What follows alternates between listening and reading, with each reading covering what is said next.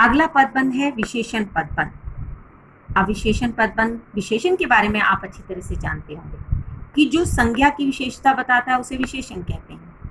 विशेषण के अंदर क्या चीज होती है? विशेष। विशेष चीज को हमें देखना है कि किस चीज की विशेषता को बताया जा रहा है। किसकी विशेषता को बताया जा रहा है? संज्ञा की विशेषता को बताया जा रहा है। अब संज्ञा की जो विशेषता को बताता है उसे विशेषण पदबंध कहते हैं। लेकिन ये पदबंध है बच्चे। पदबंध क्या होता है? अनेक वाक्यों को साथ लेकर उस चीज की विशेषता को बताता है। तो हम विशेषण में तो ये बात कह सकते हैं कि संज्ञा की विशेषता को विशेषण कहते हैं, लेकिन पदबंध जब साथ आ जाता है तो वो क्या करता है? पदों को साथ बांधता है और उस चीज की विशेषता को बताता है, तो वो विशेषण पदबंध होता है।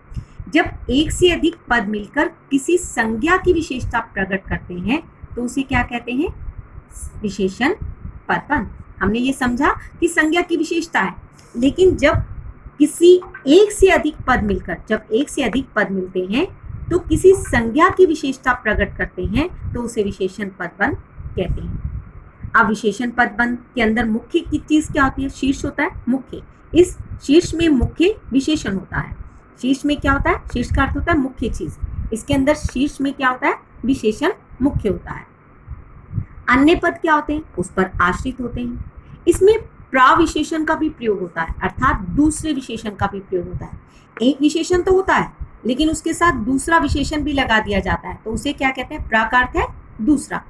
इसमें मुख्य तो विशेषण होता है और अन्य पद उस पर क्या होते हैं? आश्रित होते हैं, डिपेंडेंट होते हैं। और लेकिन इसमें प्राविशेषण भी होता है। प्राविशेषण क्या है? दूसरा विशेषण का प्रयोग भी होता है।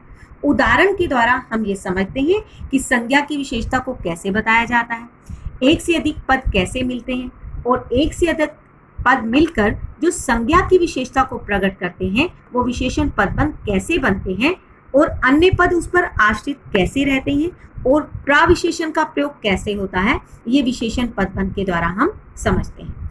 उदाहरण के द्वारा इस बात को हम समझते हैं कि सुनीता परिश्रमी और होशियार लड़की है।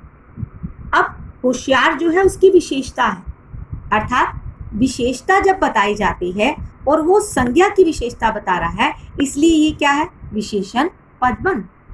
अर्थात सुनीता क्या है? होशियार है, उसकी विशेषता को बताया जा रहा है और इसलिए ये क्या है? विशेषण पदबंध। दक्षिण से उत्तर तक भारत एक है। भारत एक है, वो किसकी विशेषता को बता रहा है? कि दक्षिण से उत्तर तक भारत क्या है? एक है। अब ये इसकी विशेषता को बता रहा है, इसलिए ये क्या है?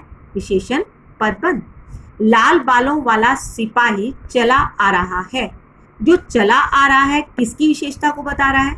लाल बालों वाले सिपाही, अर्थात इसकी विशेषता को बताया जा रहा है, इसलिए ये क्या है? विशेषण पदबंध। अब प्राविशेषण को भी समझ लेते हैं। राम बहुत अच्छा गाता है। अब अच्छा गाता है ये इसकी विशेषता है, ये विशेषण पदबंध है, लेकिन बहुत अच्छा भी वही है और बहुत भी। अब बहुत जो है इसके साथ दूसरा विशेषण लगा दिया गया है, इसलिए ये क्या बन गया? प्राविशेषण।